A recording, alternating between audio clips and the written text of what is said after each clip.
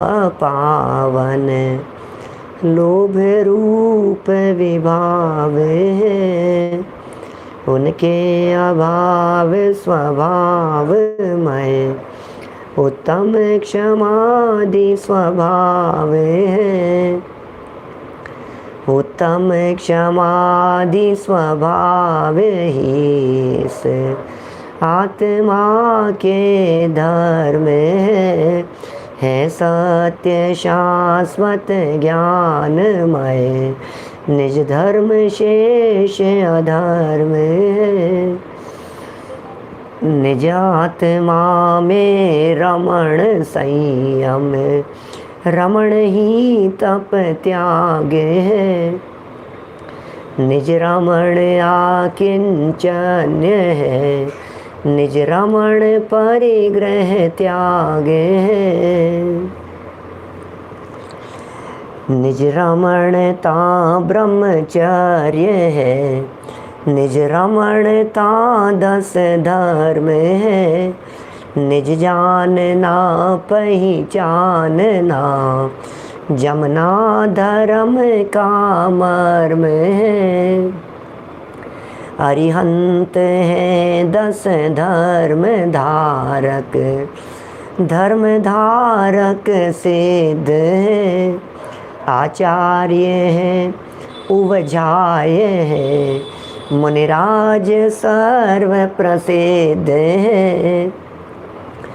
जो आत्मा को जानते पहचानते करते रमण, वे धर्म धारक धर्म धन है, उन्हें हम करते नमन, उन्हें हम करते नमन। जो आत्मा को जानते, जो आत्मा को पहचानते, जो आत्मा में रमण करते हैं, सच में वे ही धर्म धारक हैं, वे ही धर्म धन हैं। हम उन्हें भावपूर्वक नमन करते हैं। 10 लक्षण महापर्व का यह परम मांगलिक प्रसंग चल रहा है और इस महामंगलमय प्रसंग पर हम यहाँ आज उत्तम आर्जव धर्म के संदर्भ में चर्चा करने वाले हैं। रिजोर भाव है आर्जवम, रिजुता सरलता का नाम आर्जव है। हम सब जानते हैं क्रोध के अभाव में उत्तम क्षमा, मान के अभाव में उत्तम मार्दव और मायाचार के अभाव में उत्तम आर्जव धर्म प्रकट होता है।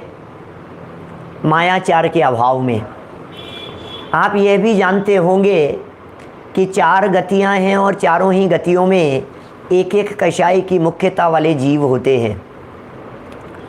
मनुष्यों में मान की मुख्यता होती है, तिर्यंचों में मायाचार की, नारकियों में क्रोध की और देवों में लोभ की मुख्यता देखी जाती है। सबसे ज़्यादा दुख कौन सी गति में है? सबसे ज़्यादा दुख कौन सी गति में है नितेश भाई? नरक में? चारों ही में है? कह रहे हैं भाई साहब चारों ही में है, लेकिन मैं तो पूछ रहा हूँ चारों में सबसे ज़्यादा कौन सी गति में है? प्रदीप पटनी जी, 4 में से सबसे ज़्यादा कौन सी गति में है? अरे साहब मनुष्य, तिर्यंच, देव, नारकी, नरक, नरक में होगा सबसे ज़्यादा। अरे नहीं, क्या बात कर रहे हो आप? नरक में ज़्यादा दुख नहीं है, नरक से भी ज़्यादा दुख और कहीं है। मेरा प्रश्न यह है आपसे, मुझे एक बात का जवाब दीजिए कि नरक में ज़्यादा दुख है या निगोद में ज़्यादा दुख है? तो अब तो फटाफट ये कहेंगे अरे क्या निगोद, निगोद। अब तो निगोद, तो निगोद कौन सी गति में आता है? तो निगोद तो तिर्यंच गति में आता है। ओह, पता ही नहीं था हमारे को। तो निगोद तिर्यंच अवस्था में है, इसका मतलब नरक से भी ज़्यादा दुख तिर्यंच गति में है। हे भगवान! और यहाँ क्या कह रहे हैं? माया तिर्यग योनस्य, ऐसा उमा स्वामी आचार्य देव ने लिखा है। मायाचार के फल में तिर्यंच गति की प्राप्ति होती है। कहने का अभिप्राय यह है कि जो तिर्यंच गति में नहीं जाना चाहते हों, जो निगोद में नहीं जाना चाहते हों, वे मायाचार से बचें। ये उत्तम आर्जव धर्म सिखा रहा है। उत्तम आर्जव धर्म क्या है? ये उत्तम आर्जव किसे कहें? उत्तम आर्जव, आर्जव का अर्थ क्या होता है? आर्जव माने है सरलता, और मायाचार है माने मन वचन काया की विरूपता। मायाचार का मतलब है छल कपट, धोखा देना। हम लोग करते हैं कि नहीं छल कपट?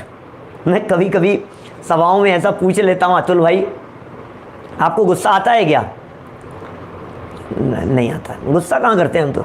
अच्छा, अभी थोड़ी ना कर रहे हैं, आता हो तो भी अभी थोड़ी ना कर रहे हैं गुस्सा कि हाँ बिल्कुल नहीं कर रहे। तो घमंड कर रहे हो क्या अभी? कि नहीं, घमंड भी नहीं। घमंड क्यों करेंगे? जनवाणी सुनने के लिए बैठे हैं, हम क्यों घमंड करेंगे? अच्छा, तो मायाचारी कर रहे हो आप? नहीं पंडित जी, कोई मायाचारी नहीं है, बहुत विशुद्ध भावों से हम जनवाणी की चर्चा सुनने के लिए बैठे हैं। अच्छा, मायाचारी नहीं है तो हमें एक बात बतलाइए, लोभ लालच तो होगा नहीं पंडित जी, सिर्फ जनवाणी का अध्ययन मनन करना है, अभ्यास करना है। जय हो। अर्घ लाओ जी, अर्घ कहाँ है? समर्पित करें इनको। क्या ये तो चारों कषायों से रहित हो गए, वीतरागी भगवान हो गए, जिनके जीवन में क्रोध भी नहीं है, जिनके जीवन में मान भी नहीं है, जिनके जीवन में मायाचार नहीं है, लोभ नहीं है। अरे वे तो वीतरागी भगवान होते हैं, वे तो तीन लोक के नाथ होते हैं। चारों कषाएं मौजूद हैं लेकिन प्रकट नहीं दिखाई दे रही है। प्रकट दिखना अलग बात होती है और मौजूदगी होना अलग बात होती है। मायाचार जिसे हम धोखाधड़ी कहते हैं, वो तो हमारे जीवन में नहीं दिखती है। ऐसी धोखाधड़ी तो हमारे जीवन में नहीं दिखती है जो दूसरों को ठगने के लिए हो, क्योंकि हम सब स्वाध्यायी लोग हैं ना, आत्मार्थी लोग हैं, अभ्यासी लोग हैं। बहुत सारे नए नए लोग भी होंगे आज इस प्रसंग पर, 10 लक्षण के प्रसंग पर नए लोग भी बहुत सारे होते हैं, लेकिन तो भी हम लोगों के नेचर में ये बात नहीं है कि हम किसी को धोखा देवें, किसी के साथ में गलत काम करें। ये तो हमारे नेचर में नहीं। अरे नहीं साहब, दिल गवारा नहीं करता ऐसा, हमारे अंदर से आवाज़ नहीं मैं किसी के साथ में गलत नहीं कर सकता, किसी के साथ में बुरा नहीं कर सकता। लेकिन भाई सूक्ष्म मायाचारी तो भरी होगी कहीं ना कहीं। तो जनवाणी ये कह रही है, अरे सूक्ष्म का अर्थ संज्वलन वाली मायाचारी मात्र नहीं है, अकेले प्रत्याख्यान वाली नहीं है, अप्रत्याख्यान भी है। और 99.9% लोगों के जीवन में अभी जो सामने बैठे हैं, एक आध सम्यक दृष्टियों को तो छोड़ दें अतुल भाई, क्या पता क्या, तो इतने सब लोगों में अनंतानुबंधी भी तो हैं। अनंतानुबंधी, अप्रत्याख्यानावरण, प्रत्याख्यानावरण, संज्वलन, चारों कषाएं बराबर मौजूद है। और चारों प्रकार का क्रोध है, चारों प्रकार का मान है, चारों प्रकार की मायाचार है, चारों प्रकार का लोभ है। और ये सब कुछ होते हुए भी हमें दिखता तो ऐसा है कि हम तो अकषाई हैं, हमें तो कषाई नहीं है बिल्कुल भी।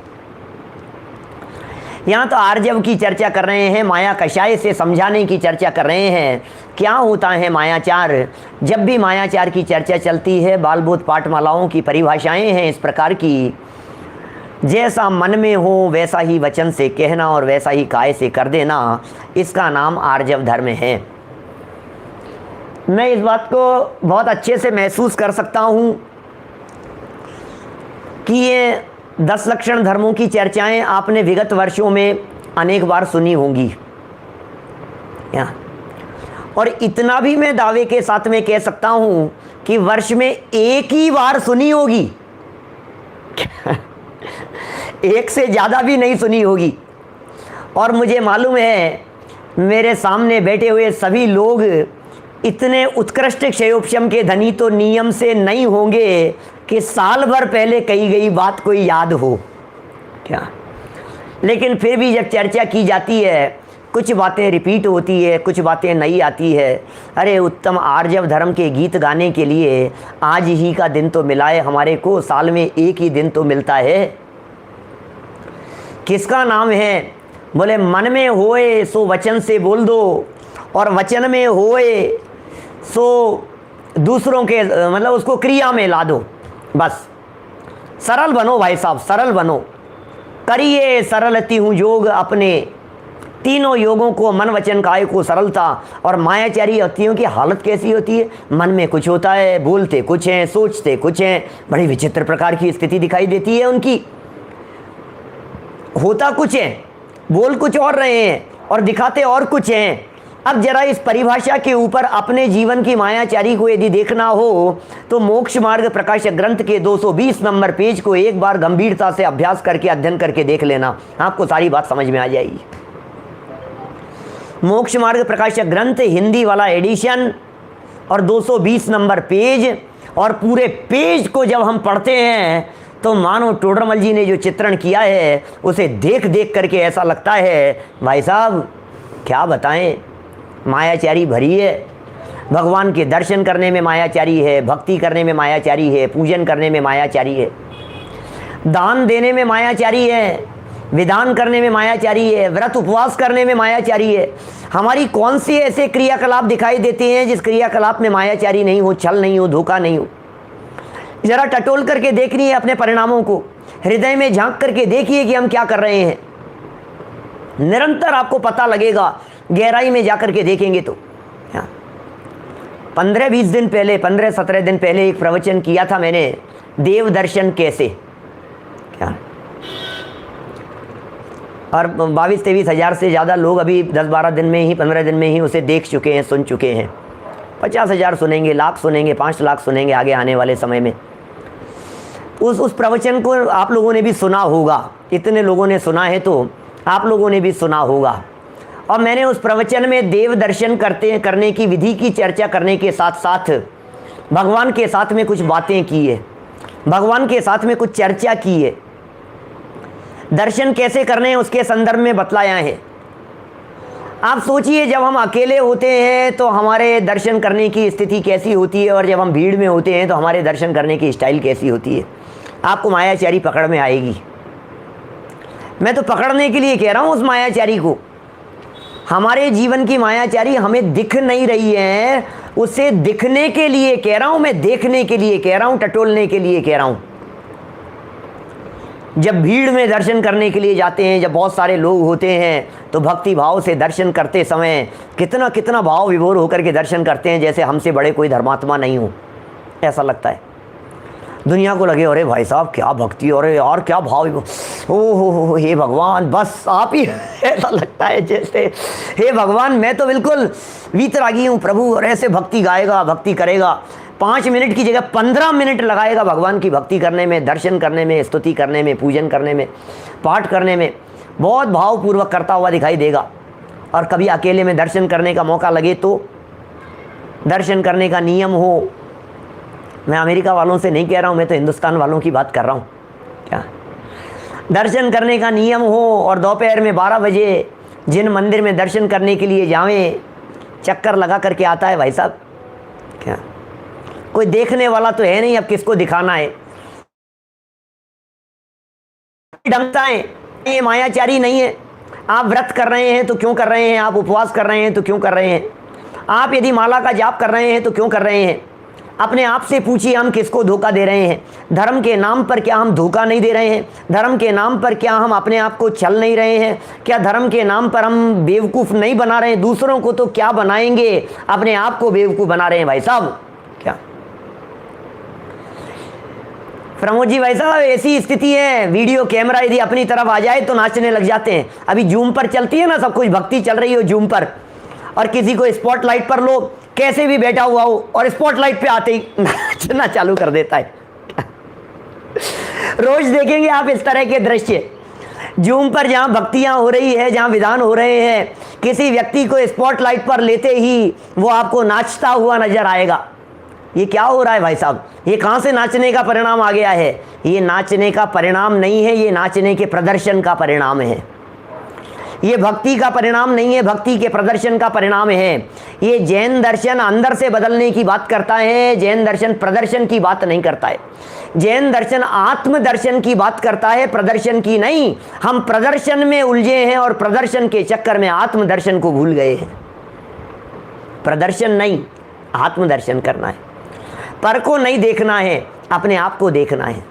दूसरों की तरफ नहीं झांकना है, अपने आप की तरफ देखना है। ये काम करना है भाई साहब। क्या हो रहा है, माया ठगनी ने ठगा सारा जग संसार, और जिसने माया को ठगा उसकी जय जयकार।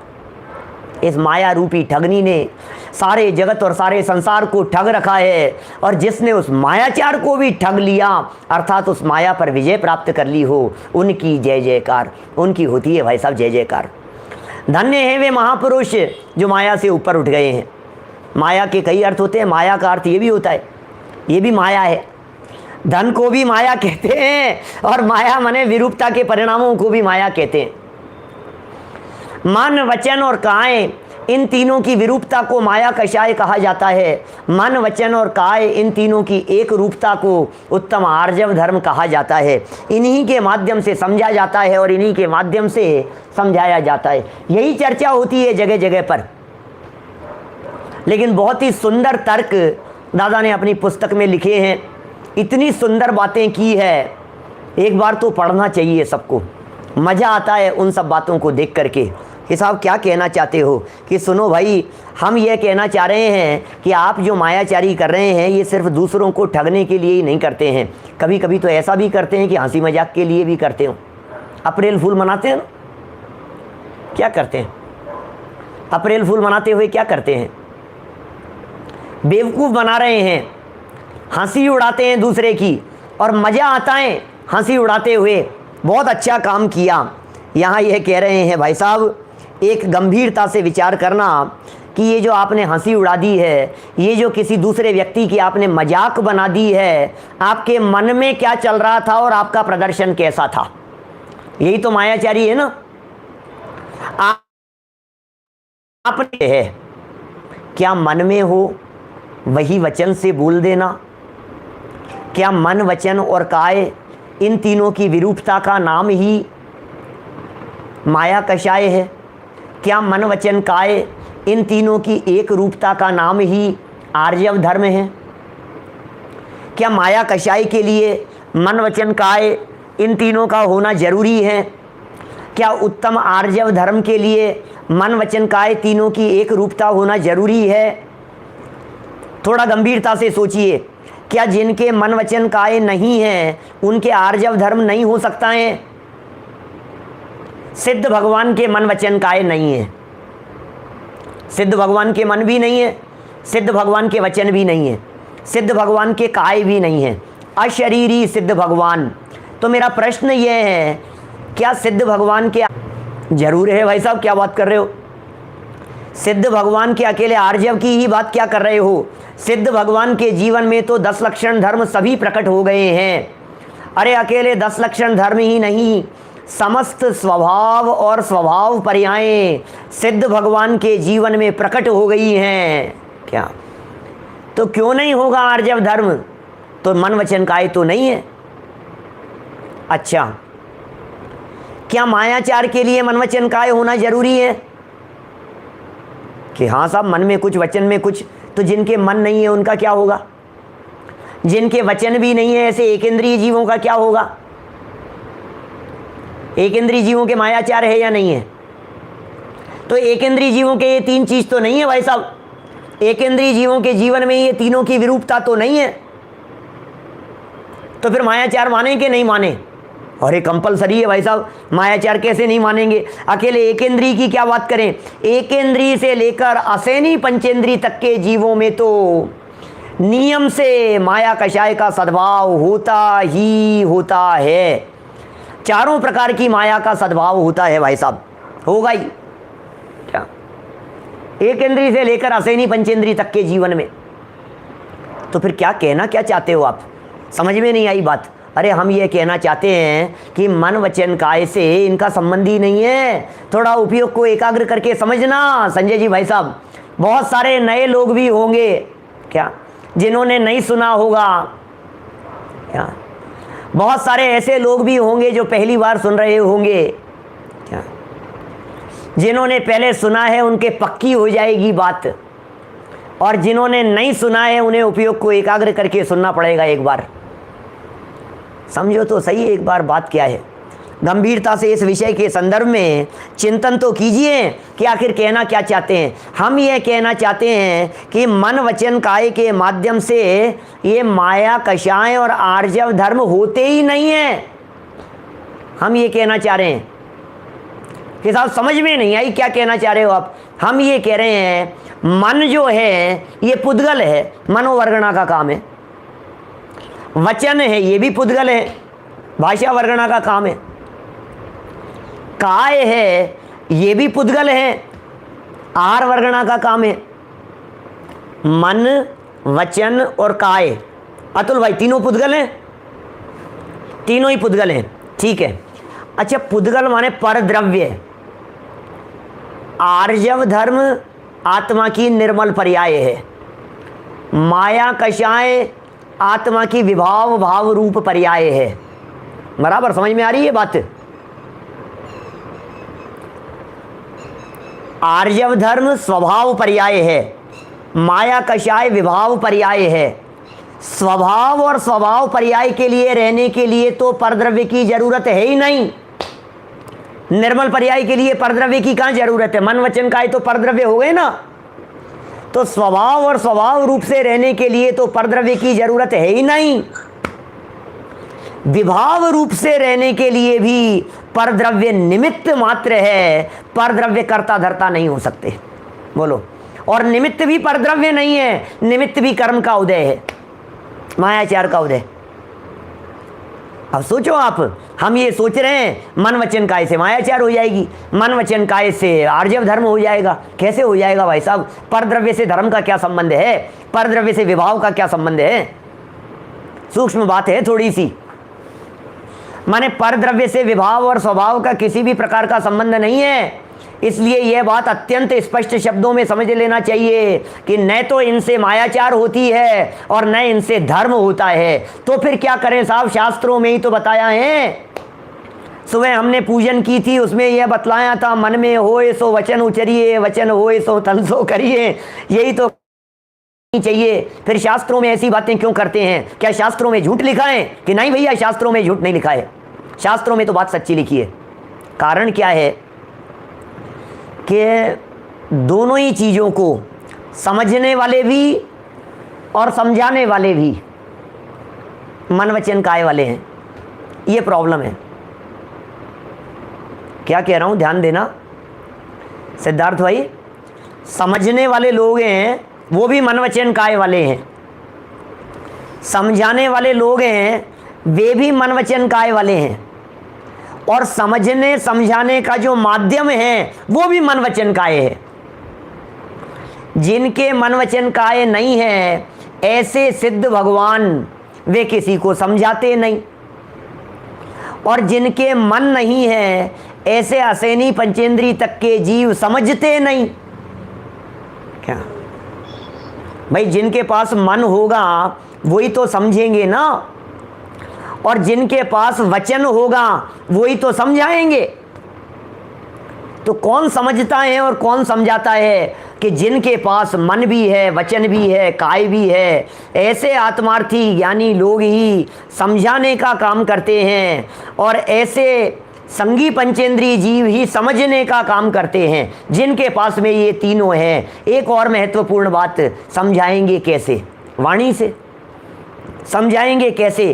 काय से समझाएंगे कैसे? मन के माध्यम से। इससे सिद्ध होता है कि मन वचन काय के बिना समझाया नहीं जा सकता और समझा भी नहीं जा सकता। समझने के लिए भी, समझाने के लिए भी, समझने समझाने के माध्यम के लिए भी इन तीनों की ज़रूरत है। यही कारण है कि शास्त्रों में इन तीनों की चर्चा की है। लेकिन गंभीरता से विचार करने जैसा मुद्दा है, क्या आर्जव धर्म के लिए बोलना जरूरी है? Is it compulsory?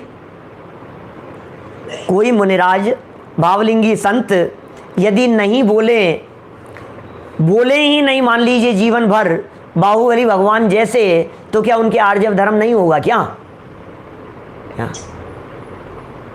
होगा ना। तीन कषाय चौकड़ी के अभाव वाले क्यों नहीं होगा भाई साहब? नियम से होगा, उनके आर्जव धर्म होगा। इसका मतलब बोलना जरूरी नहीं है। मन में होए सो वचन उचरिए, ये जरूरी नहीं है, इसके बिना भी हो सकता है, इसके बिना भी धर्म हो सकता है। ये बात यहाँ कहना चाह रहे हैं। इससे ये सिद्ध होता है कि भाई साहब ये अलग क्रियाएं हैं। मूक उपदेश हो सकता है, मूक केवली हो सकते हैं, मूक मुनिराज हो सकते हैं, नहीं बोलने वाले मुनिराज हो सकते हैं, वे भी आर्जव धर्म के धनी हो सकते हैं। इसलिए बहुत बहुत गंभीरता से इसके बारे में विचार करना पड़ेगा। फिर कहा तो है मन में होए सो वचन उचरिए, और वचन होए सो तन सो करिए। ये तो और खतरनाक बात हो गई। जो वचन से बोल दिया है उसे काय से करना पड़ेगा? क्या जरूरी है? जो बोला हो वैसा ही करना क्या जरूरी है क्या? क्या कंपलसरी है क्या? हमने जैसा बोला वैसा नहीं किया तो क्या हम धर्मात्मा नहीं होंगे?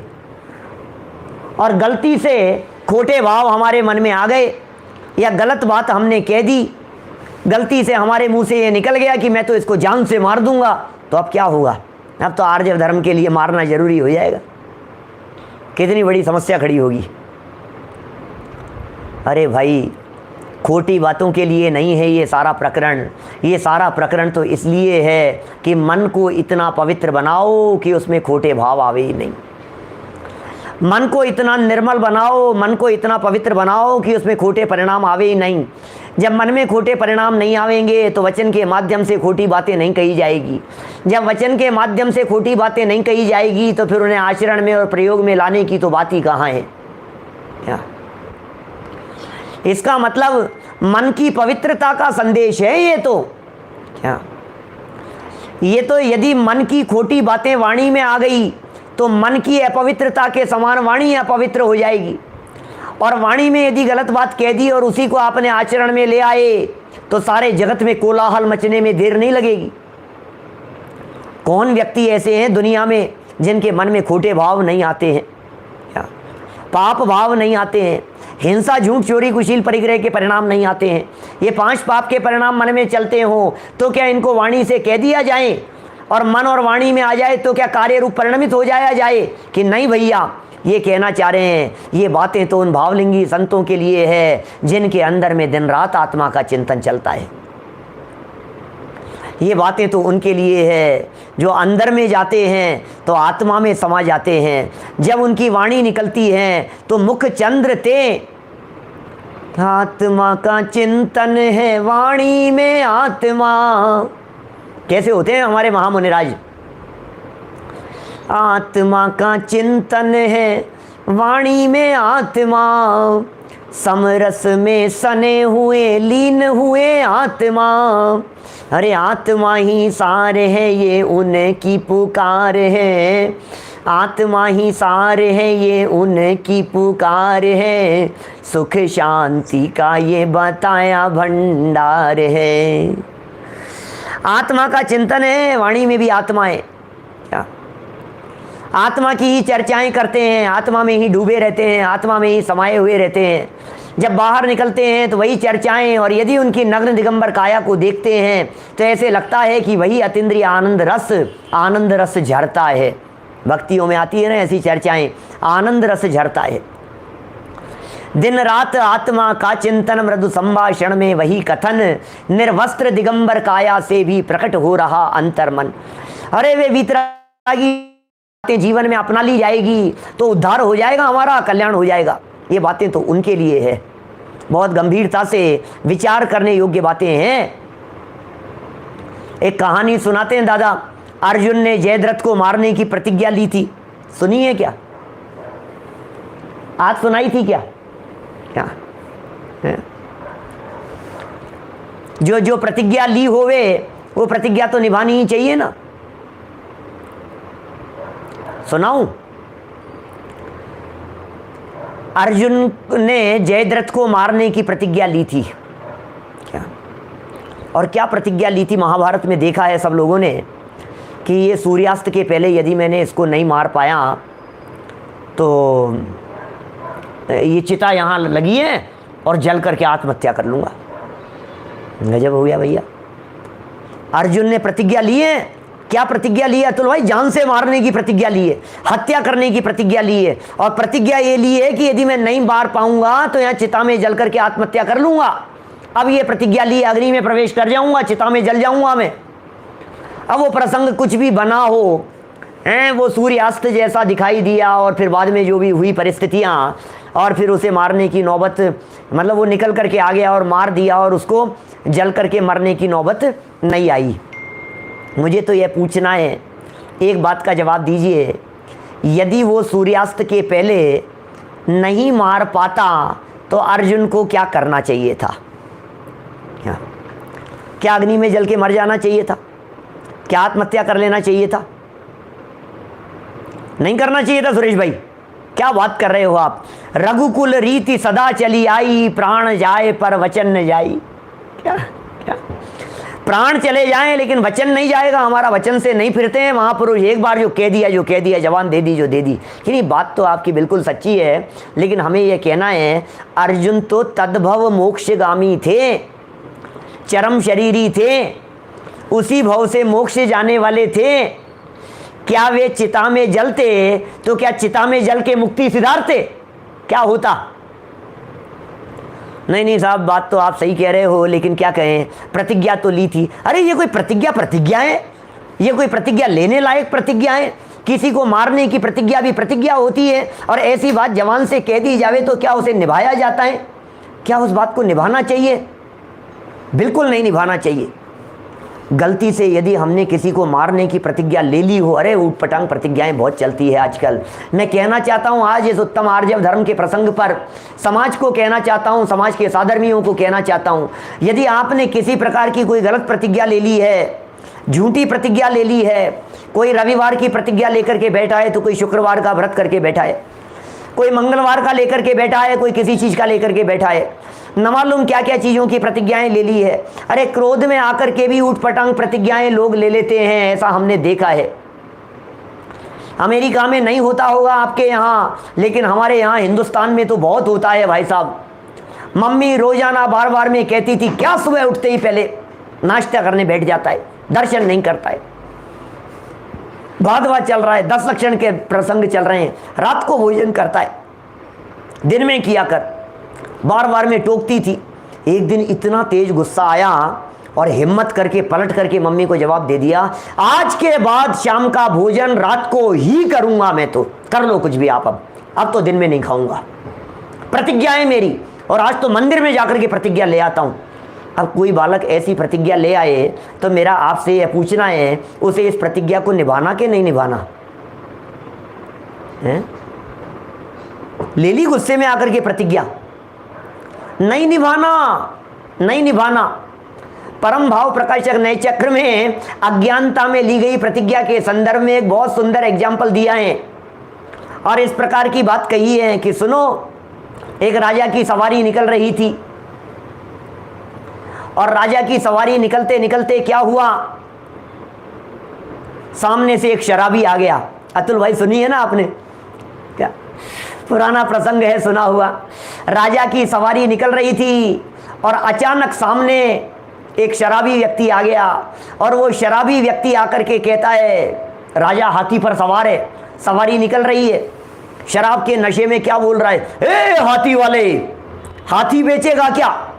अरे अब राजा को कोई आदमी ऐसी बात कह देवे, राजा से कह देवे हाथी वाले, हाथी बेचेगा क्या? राजा को कोई हाथी वाले कह करके पुकारे तो क्या होना था भाई साहब उसका? हैं मयंक जी, क्या होना था उसका? कि यही होना था भाई साहब, पकड़ लिया गया, जेल में डाल दिया गया, उसको बंद कर दिया गया। और फिर तो क्या कहें भाई साहब, बंद कर दिया। दूसरे दिन उसको बुलाया गया, दरबार में बुलाया गया। राजा भी थोड़ा मस्ती के मूड में था, मजाक के मूड में था। राजा ने भी पलट करके एक बात कह दी, उससे पूछ ली मजाक मजाक में ही, क्यों भैया हाथी खरीदोगे क्या? राजा ने भी पूछ लिया, हाथी खरीदोगे क्या? तो सामने से जवाब आया, महाराज क्या बात कर रहे हो, मैं और कहाँ हाथी खरीदूंगा? नहीं, मेरी कहाँ हैसियत है हाथी खरीदने की? कि कल तो बात कर रहे थे तुम कि महाराज मैंने कब कही ये बात, कि झूठ बोलते हो हमारे सामने, तुमने ही कही थी। कि नहीं महाराज, हाथी खरीदने की बात करने वाला तो नशा था, अब नशा ही नहीं रहा तो हाथी खरीदने वाला भी नहीं रहा। अरे यही बात हम कहना चाह रहे हैं, अज्ञानता में यदि कोई प्रतिज्ञा ले ली है तो ज्ञान हो जाने के बाद जब वो अज्ञान ही नहीं रहा तो अज्ञानता में ली गई प्रतिज्ञा का भी कोई अर्थ नहीं रहा। अज्ञान में ली गई वो प्रतिज्ञा भी तुरंत तोड़ देने योग्य है। छोड़ दीजिए उस प्रतिज्ञा को, तोड़ दीजिए उस प्रतिज्ञा को। क्या वो सेठ ने भी निभाई थी प्रतिज्ञा, जिनदत्त सेठ ने प्रतिज्ञा निभाई थी कि नहीं निभाई थी? क्या बात कर रहे हो साहब, प्रतिज्ञा कौन से सेठ की बात कर रहे हैं? वही मर के मेंढक बन गया था, वही सेठानी जी वाला प्रसंग है।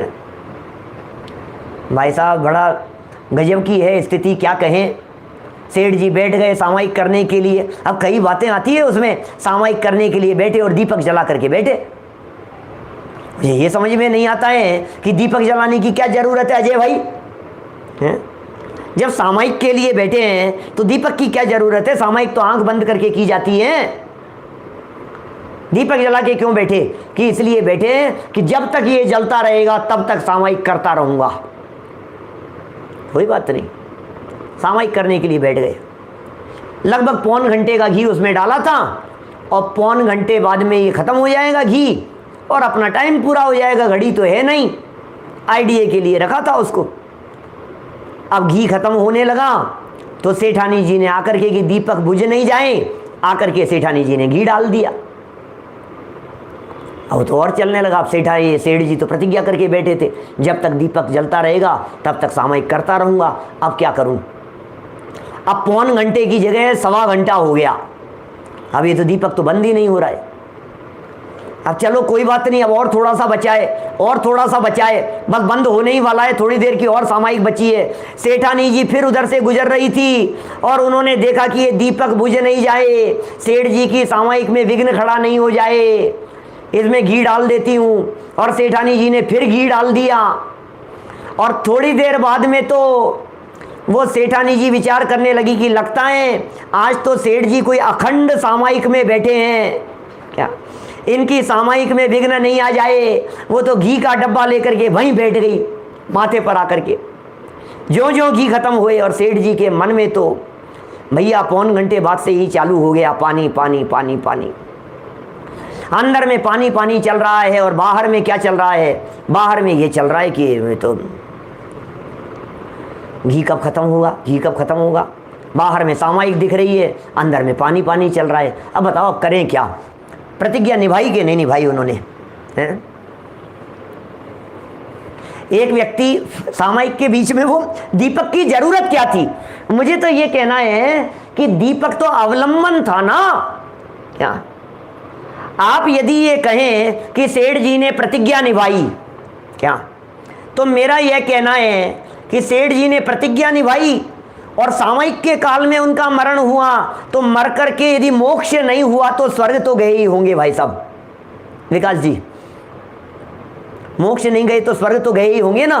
कि नहीं भाई साहब, वो तो त्रियंच में गए, मेंढक बन गए थे। कि अच्छा, प्रतिज्ञा निभाने पर भी? कि नहीं निभाई थी फिर प्रतिज्ञा उन्होंने। अच्छा, प्रतिज्ञा नहीं निभाई थी, सेठ जी के बेचारों के प्राण निकल गए, मरते दम तक निभाई, और तुम कहते हो प्रतिज्ञा नहीं निभाई। मरते मर गए, उसके बावजूद आप कह रहे हो प्रतिज्ञा नहीं निभाई। भैया सच्चाई तो यही है कि प्रतिज्ञा उन्होंने दीपक जलने की नहीं ली थी, प्रतिज्ञा सामायिक की ली थी। हमारा क्यों उपयोग डाइवर्ट हो जाता है? हम ये बात क्यों देखने लगते हैं कि सेठ जी ने दीपक जलने की प्रतिज्ञा ली थी? आप लोगों को पता है या नहीं? मैं भी यहाँ प्रतिज्ञा लेकर के बैठा हूँ कि जब तक हमारे सामने जो घड़ी लगी है, इस घड़ी में 8:55 नहीं हो जाएंगे तब तक चलाता रहूंगा। अब यदि इसके सेल खत्म हो जाए तो फिर आप तो बस बैठे रहना शांति से। क्या क्यों प्रतिज्ञा? अब तो कब पता नहीं। अब ये तो कोई बजे तो बजे ही नहीं उसके अंदर। तो 8:45 पर आकर के यदि सेल खत्म हो जाए उसमें, हम तो प्रतिज्ञा लेकर के बैठे हैं 8:50 तक की। अरे ये घड़ी का अवलंबन तो टाइम के क्राइटेरिया के लिए था। प्रतिज्ञा तो सामायिक की करके बैठा था, दीपक से क्या लेना देना है? आधार तो इस बात का बनाना था कि मुझे आत्मा की आराधना करनी है, काम तो वो करना था। आप कहाँ उलझ गए हैं इस चक्कर में कि नहीं साहब फिर दीपक में लगे ही क्यों? अरे दीपक के लिए तो इसलिए जला करके बैठे थे। सामायिक में दीपक की जरूरत अपने लिए ही नहीं होती है, दूसरों के लिए भी होती है। हमें तो शास्त्र पढ़ना नहीं है, लेकिन कोई दूसरा व्यक्ति हमसे आकर के नहीं टकरा जाए, इसलिए दीपक की जरूरत थी। हम तो कुछ नहीं कर रहे हैं, लेकिन दूसरा व्यक्ति तो टकरा सकता है या नहीं? ये तो हो सकता है कि नहीं? एक अंधे व्यक्ति रात्रि के समय में हाथ में लालटेन लेकर के जा रहे थे, अंधा आदमी, और हाथ में लालटेन लेकर के जा रहा था। तो सामने से आते हुए एक सज्जन ने पूछ लिया, अरे सूरदास जी, आपको तो दिखता नहीं है, फिर ये लालटेन किस लिए? कि भैया ये मेरे लिए नहीं है, ये तो तुम्हारे लिए है कि तुम आते जाते मुझसे नहीं टकराए। ये किस लिए लेकर के बैठे हैं हम यहाँ? तो सामायिक में दीपक क्यों जला रखा है? इसलिए जला रखा है कि कोई हमसे आकर के टकरा नहीं जाए, सामायिक में विघ्न नहीं हो जाए। अरे कहाँ कहाँ कितनी कितनी मायाचारी चलती है भाई साहब, कहाँ तक बतलाएं हम इस मायाचारी की दशा, जगत के जीवों की इस मायाचारी का चित्रण हम कहाँ तक करें भाई साहब? इस मायाचार के फल को भी समझता नहीं है, जानता नहीं है। हंसी मजाक के तौर पर, छल कपट के तौर पर, दूसरों को बेवकूफ़ बनाने के लिए, हंसी हंसी के अंदर ही इसको पता ही नहीं है ये बेवकूफ़ बना रहा है। अरे दूसरों को बेवकूफ़ नहीं बना रहा है, स्वयं बेवकूफ़ बन रहा है भाई, फल भुगतना पड़ेगा। एक और कहानी सुना देता हूँ। क्या, एक सेठ जी थे, बहुत धार्मिक परिणामों वाले थे, बहुत धार्मिक विचारों वाले थे, गाँव में रहते थे। और जब भी कोई व्यक्ति उस गांव में जिन मंदिर में आता, साधर्मी होता, तो सेठ जी उसे अपने घर पर भोजन करने के लिए ले जाते थे। क्या, बराबर भोजन करने के लिए साथ में ले जाते थे। अब सेठ जी की तो ये आदत थी, लेकिन सेठानी जी उनकी इस आदत से बहुत परेशान थी। फिर ले आए किसी को, फिर पकड़ करके ले आए। इनका तो कुछ जाता नहीं है, किसी भी अनजान आदमी को पकड़ करके ले आते हैं मंदिर से कि चलो चलो मंदिर चलो, घर चलो, खाना खाना खाना। अब कौन जान न पहचान, अब मेरे माथे पर ला करके यहाँ बिठा देते हैं खाना बनाने के लिए। अब ये तो रोज की झंझट, आए दिन, महीने में 2-4 बार ऐसा हो ही जाता था। और सेठानी जी बहुत परेशान रहती थी, और सेठ जी भी जानते थे उसकी आदत को, लेकिन सेठ जी के मन में तो भावनाएं बहुत थी। एक दिन ऐसा ही हुआ, पर्व के समय चल रहे थे, अष्टानी का 10 लक्षण पर्व का समय था, और मंदिर में किसी एक सज्जन व्यक्ति को बहुत भक्ति भाव से पूजन करते हुए, दर्शन करते हुए, स्तुति बोलते हुए देखा। क्या, कुर्ता पजामा पहने हुए थे। तो सेठ जी को लगा कि कोई ना कोई सज्जन व्यक्ति है, कहीं बाहर से आए हैं। तो जैसे ही उनकी पूजन वूजन भक्ति खत्म हुई, बाहर आते ही तुरंत सेठ जी ने तो इंतजार किया, और बाहर आते ही कहा कि आप कहाँ से पधारे हैं, कहाँ से पधारे हैं? तो मालूम चला कि ये तो पंडित जी हैं, जयपुर से आए हैं। क्या, अरे नहीं पंडित जी, भोजन करने के लिए चलो आप हमारे साथ में। पंडित जी ने खूब मना किया कि नहीं नहीं साहब, मैं तो अपने काम से आया हूँ, मैं कोई समाज के काम से तो आया नहीं हूँ, और मैं लाया हूँ अपने साथ में भोजन, मैं सब कर लूँगा, मैं, आप विकल्प मत कीजिए और अपना काम निपटा करके मुझे तो वापस निकलना है। नहीं नहीं पंडित जी, ऐसा कैसे हो सकता है, आप हमारे गांव में आए और बिना भोजन किए हुए चले जाएं? क्या, आपको तो चलना ही पड़ेगा। अब कुछ ज़रूरत से ज़्यादा आग्रह किया तो फिर पंडित जी भी मना नहीं कर सके, साथ में चले गए। अब साथ में चले गए तो फिर साथ में जाकर के क्या, घर पहुँचे, और सेठानी जी का तो माथा गरम, दिमाग में वही 3 साल, फिर पकड़ करके ले आए किसी एक आदमी को। अब क्या करें, कोई एक युक्ति सूझी सेठानी जी को दिमाग में कि यार इसको तो आज तो बहुत ही हो गई, मतलब अब तो अति हो गई है, आज तो मैं इसको भोजन नहीं कराऊंगी और इसको यहाँ से रवाना करूंगी। लेकिन करूं क्या, जब तक सेठ जी हैं तब तक तो मेरी चल नहीं सकती, अब तो कुछ होगा नहीं, तो अब क्या किया जाए, ये विचार करके सेठानी जी अंदर गई किचन में, और सारा काम धाम सब लगा करके बाहर आकर के सेठ जी से बोली कि सेठ जी सुनो सुनो, वो क्या है, घर में घी खत्म हो गया है। क्या, अब यहाँ बाटी दाल बनाए हैं, चूरमा बाटी बनाया है, तो घी तो थोड़ा सा अच्छा चाहिए, और आप ले ही आए हो तो थोड़ा सा अच्छी आव भगत होनी चाहिए पंडित जी की। सेठ जी भी बड़े प्रसन्न हुए इस बात को सुनकर के, सेठानी की बात को सुनकर के। हाँ सेठ जी, एक बार आप थोड़ा सा फटाफट जल्दी से 10-15 मिनट में ही घी का अरेंजमेंट कर लीजिए कहीं से, उनके यहाँ शुद्ध सोले का मिल जाता है, वहाँ तैयार होगा, अपने यहाँ तो टाइम लग जाएगा निकालने में करने में, आप उनके यहाँ से ले आओ। सेठ जी को भेज दिया। अब सेठ जी तो घी लेने के लिए चले गए, और सेठानी जी ने पीछे से क्या कहा उन पंडित जी से, उनको तो भगाना था ना। तो सेठानी जी पीछे पंडित जी से बोलती हैं, अरे आप पंडित जी हो क्या? हाँ। अरे आप बहुत भले मानुस दिखते हो, इसलिए आपको पहले ही बता रही हूँ। इधर आप देखो, ये एक मूसल रखा है, दिख रहा है आपको? मूसल जानते हैं आप? आयरन का कूटने वाला है, ये मूसल रखा है ना। आप बहुत सज्जन व्यक्ति हो भाई, देखो हमारे जो सेठ जी है ना, मैं आपको बता रही हूँ, इनको क्या है, दौरे पड़ते हैं कभी कभी।